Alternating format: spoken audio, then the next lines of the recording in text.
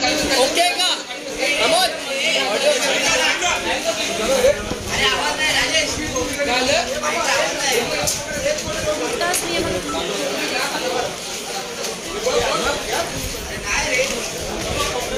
सीमा थोड़ी मागे हो मी पण तेच तुझा हात हो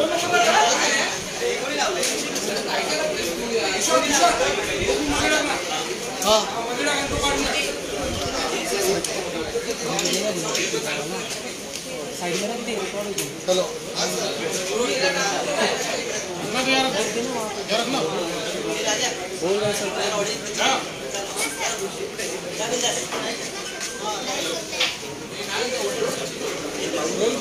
हाँ सर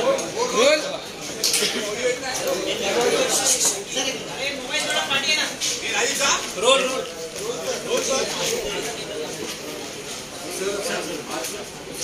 आज विधानमंडळामध्ये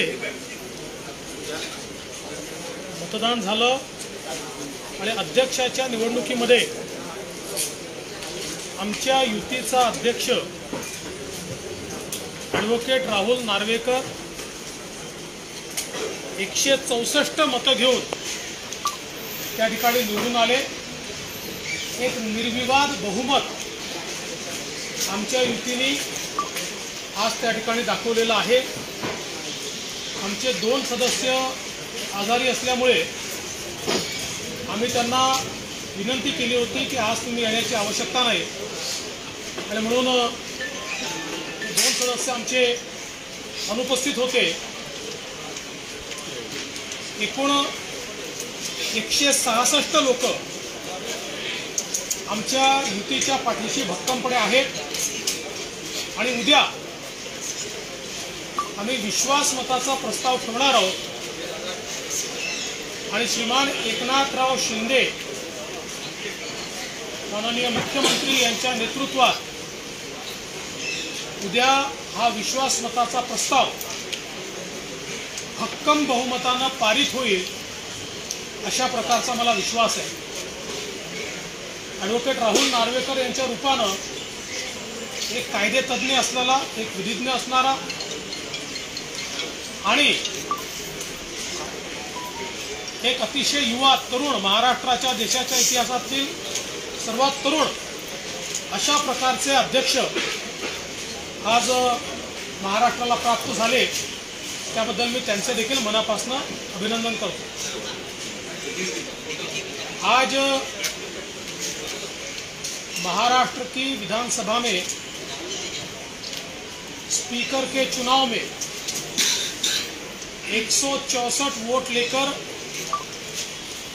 हमारे अलायंस के उम्मीदवार एडवोकेट राहुल नार्वेकर भारी बहुमत के साथ जीतकर महाराष्ट्र के और देश के सबसे युवा स्पीकर के रूप में निर्वाचित हुए। और आज ये भी इससे स्पष्ट हुआ है कि हमारी जो युति है, हमारा जो अलायंस है, इसके पास पूर्ण बहुमत है। कल हम विश्वास मत का प्रस्ताव रखेंगे और सन्माननीय मुख्यमंत्री श्री एकनाथराव शिंदे जी, इनके नेतृत्व की हमारी सरकार कल विश्वास प्रस्ताव भारी बहुमत से जीतेगी, ये मेरा विश्वास है। अमरावती की जो घटना हुई उसको कैसे देखते हैं? और पहले 21 तारीख को जब घटना हुई थी तब उस समय कहा जाता था कि डकैती के उद्देश्य से किया गया है, अब सामने आ रहा है कि इसके पीछे। देखिए, अमरावती की घटना बहुत ही गंभीर है। जिस बर्बरता के साथ उनको मारा गया है, ये बहुत ही क्रूरतापूर्ण इस प्रकार का सारा व्यवहार है। अभी इसमें आरोपियों को पकड़ा गया है, जो मास्टरमाइंड है उन्हें भी पकड़ा गया है। एनआईए भी अब इसकी तफ्तीश कर रही है, इसके कोई बाहरी कनेक्शन है क्या, क्योंकि ऐसा ध्यान में आ रहा है कि देश के अंदर एक तनाव पैदा हो, इसलिए कुछ विदेशी ताकतें भी प्रयास कर रही है, उससे इसका कोई कनेक्शन है क्या, इसकी भी तफ्तीश होगी। और साथ ही में शुरुआत में इसको डकैती का रूप दिया गया था, उसकी भी जानकारी ली जाएगी कि क्या जेन्युइनली ऐसा लग रहा था या बाद में तथ्य सामने आए। ये सारी बातें जल्दी हम सामने लाएंगे। मामले को दबाने की कोशिश की गई है क्या?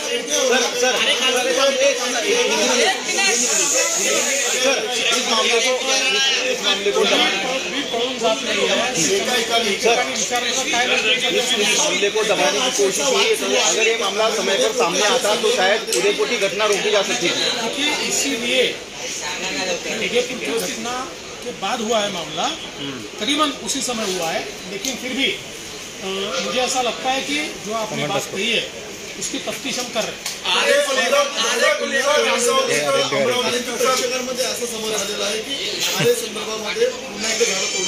आरे संदर्भातला विरोध काही प्रमाणात जेन्युइन आणि काही प्रमाणात स्पॉन्सर्ड आहे। पर्यावरणवाद्यांचा मी सन्मान करतो, आपलं म्हणणं मांडण्याचा त्यांना पूर्ण अधिकार आहे, परंतु इथे ग्रीन ट्रायब्युनल पासून तर सर्वोच्च न्यायालयाने परवानगी देऊन जो प्रकल्प सुरू झाला, झाडं कापलेली आहेत, 25% काम पूर्ण झालेलं आहे। अशा परिस्थितीमध्ये आता झाडं कापण्याची आवश्यकता नाही। त्या ठिकाणी काम सुरू केलं तर पुढच्या, आता पावसाळ्यामुळे कदाचित थोडा वेळ लागेल, पण पुढच्या 1 वर्षामध्ये हे काम पूर्ण होऊ शकतं आणि मेट्रो सुरू होऊ शकते। सगळ्यात महत्त्वाचं, सर्वोच्च न्यायालयाने आपल्या आदेशातच लिहून ठेवलं, ज्यावेळेस झाडं कापायची परवानगी दिली त्या सर्वोच्च न्यायालयाने आपल्या आदेशात लिहिलं आहे की सगळी झाडं मिळून त्यांच्या संपूर्ण लाईफ टाईममध्ये जेवढं कार्बन सिक्वेस्ट्रेशन करतील तेवढं कार्बन सिक्वेस्ट्रेशन ही मेट्रो 80 दिवसाच्या फेऱ्यांमध्ये पूर्ण करेल। आणि म्हणूनच सर्वोच्च न्यायालयाने त्याला परवानगी दिली होती। सगळ्यांना माहिती आहे की ती झाडं कापलेली आहे, आता नव्याने झाडं कापण्याची आवश्यकता नाही। तरीही अशा प्रकारचं आंदोलन होत आहे। काही पर्यावरणवादी कदाचित ही पूर्ण माहिती नसल्यामुळे करत असतील आणि काहींचं आंदोलन हे छद्म पर्यावरणवादी बनून स्पॉन्सर्ड असण्याची शक्यता देखील त्या ठिकाणी आहे। तथापि सर्व पर्यावरणवाद्यांचा या ठिकाणी आदर राखून आवश्यक ती चर्चा त्यांची आम्ही करू। मात्र मेट्रो मुंबईचा अधिकार आहे आणि मेट्रो नसल्यामुळे मुंबई पोल्युशनमुळे, प्रदूषणामुळे रोज होरपळते आहे आणि हे पाप जास्ती दिवस आम्ही चालू देणार नाही। कारण कांजूरमार्गला जर मेट्रोचं कारशेड नेलं 4 वर्ष तर तिथे बांधकामाला लागतील, 10 ते 15 हजार कोटीचं कॉस्ट एस्केलेशन होईल। आधीच 10,000 कोटीचं कॉस्ट एस्केलेशन झालं आहे, नाकापेक्षा मोठी जड होईल आणि प्लस त्याचं लिटिगेशन जे चाललंय ते तर आहेच। त्यामुळे आता मुंबईकरांना ही मेट्रो लवकरात लवकर मिळण्याकरता पर्यावरणपूरक अशा प्रकारचा निर्णयच आम्ही घेणार आहोत।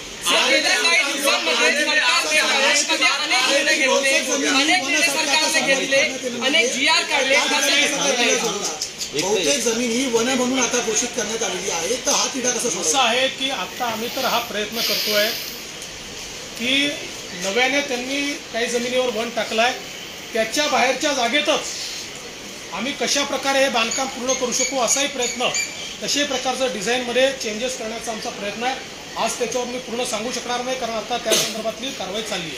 आरे को लेकर के जिस तरीके से प्रदर्शन हो रहा है, आदित्य ठाकरे ने भी आपके खिलाफ जो है वो सुर छेड़ दिए, प्रदर्शन किए जा रहे हैं, क्या कुछ कहेंगे उसको लेकर के? मैं इतना ही कहता हूँ, सारे के सारे पर्यावरणवादियों का मैं सम्मान करता हूँ, लेकिन आरे का जो आंदोलन है ये जिनको पता नहीं, शायद पूरी जानकारी नहीं, ऐसे कुछ पर्यावरणवादी और कुछ छद्म पर्यावरणवादी जो स्पॉन्सर्ड है, ऐसे लोग मिलकर कर रहे हैं।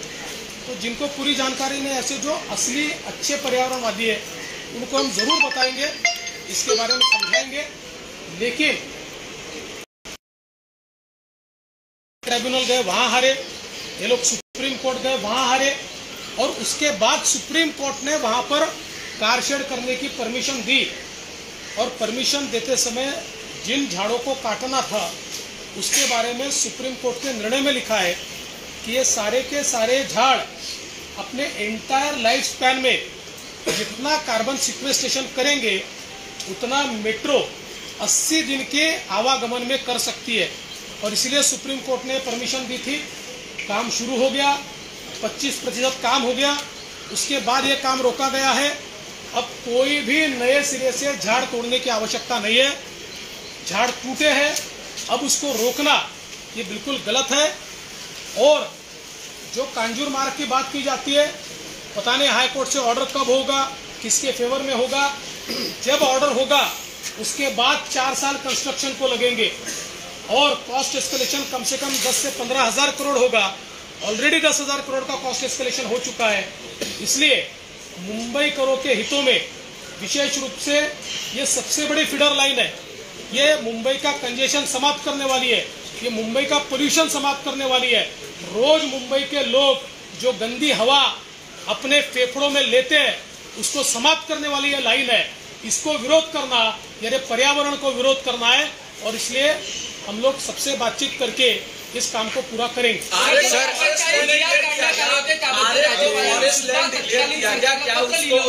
रिव्ह्यू करण्यासाठी सांगितलं होतं, आता तुम्ही विद्यमान सरकार त्याचा रिव्ह्यू करणार का? मागच्या सरकारचे कुठलेही निर्णय हे आम्ही सरसकट रद्द करणार नाही, रिव्ह्यू करणार नाही। ज्या निर्णयांमध्ये आर्बिट्ररीनेस आहे, जे निर्णय चुकीचे आहेत, जे सदहेतूने घेतलेले नाहीत, कुहेतूने घेतले आहेत, असे निर्णय अभ्यासपूर्ण त्या ठिकाणी त्याचा विचार करून तेवढेच निर्णय रद्द केले जातात। आखिरी घंटों में जिस तरीके से PR निकाले गए, उसको प्रवीण दरेकर ने राज्यपाल को कहा कि इसमें कहीं न कहीं करप्शन नजर आ रहा है, इसको कैसे देखते देखिए, ऐसा करना तो योग्य नहीं था, किंतु हम केवल पिछली सरकार ने लिए इसलिए सारे के सारे निर्णय रद्द नहीं करेंगे। उनमें से जो निर्णय आर्बिट्ररी है, जो सदहेतु से नहीं लिए गए हैं, जिसमें करप्शन की बू आ रही है, ऐसे निर्णय हम जरूर अभ्यास करके उसको रद्द करेंगे। 18 जुलैला विधानसभेचं अधिवेशन सुरू होते। अर्थातच नवीन सरकारला अनेक प्रश्नांची उत्तरं जे ते सभागृहात द्यावी लागतील। मंत्रिमंडळाच्या विस्ताराकडे सर्वांचं लक्ष लागून त्याबद्दल काय? आमचे लक्ष लागू। सर, ज्या येणाऱ्या महानगरपालिकेच्या निवडणूक आहे त्यामध्ये ओबीसी आरक्षणाशिवाय निवडणूक होणार। आमचा प्रयत्न असा आहे की आता इम्पेरिकल डेटाचा अहवाल तातडीनं या ठिकाणी सादर व्हावा। तो माननीय सर्वोच्च न्यायालयात आम्हाला सादर करायचा आहे। माननीय सर्वोच्च न्यायालयात हिअरिंग लावून घ्यायचा आहे। तो माननीय सर्वोच्च न्यायालयाकडनं आम्हाला मान्य करून घ्यायचा आहे। त्या संदर्भातली बैठक मी घेतली आणि जेवढ्या घाईनं हे करता येईल तेवढ्या घाईनं करण्याचा आमचा प्रयत्न आहे। एक अमरावतीचं मराठीमध्ये आणि 16 आमदारांनी व्हीप नाही पाडला, तर त्याच्यावर तुमची काय डिस्क्वालिफिकेशन झालं पाहिजे असं काय मला अमरावतीचं तुम्ही बोललो आहे, मला असं वाटतं की आपण जर 10th शेड्यूलचा विचार केला आणि लेजिस्लेचर पार्टीचा विचार केला तर लेजिस्लेचर पार्टीचा नेता बहुमतानेच निवडता येतो, तो अल्पमताने निवडता येत नाही। नाहीतर उद्या आमची 106 आहे, कोणी 20 लोक मला हटवतील आणि स्वतः अध्यक्ष होतील असं करता येत नाही। त्यामुळे अशा प्रकारची कारवाई ही कायद्यामध्ये त्या ठिकाणी वर्ड ॲबिन इश्यू आहे। जेव्हापासून ती कारवाई झाली तेव्हापासून किंवा ती नॉन एक्झिस्टंट आहे। त्यामुळे त्या कारवाईच्या आधारावर कोणी व्हीप इश्यू केला असेल तर तो व्हीप काही लागू होईल असं मला वाटत नाही। मात्र मेजॉरिटीने कायद्याप्रमाणे ज्यांनी ठराव केलेला आहे त्यांच्या व्हीपने जो व्हीप इश्यू केला आहे तोच व्हीप या ठिकाणी लागू होईल असं माझा समज आहे। पण या संदर्भात कॉम्पिटंट अथॉरिटी मी नाही आहे, कॉम्पिटंट अथॉरिटी माननीय अध्यक्ष आहेत। अध्यक्ष योग्य तो निर्णय करतील। त्याच्यावर सुप्रीम कोर्टात केस चालली आहे। यापेक्षा जास्त त्याच्यावर बोलणं हे सुप्रीम कोर्टाच्या कारवाईमध्ये दखल देण्यासारखं होईल, म्हणून यापेक्षा जास्त मी बोलणार नाही।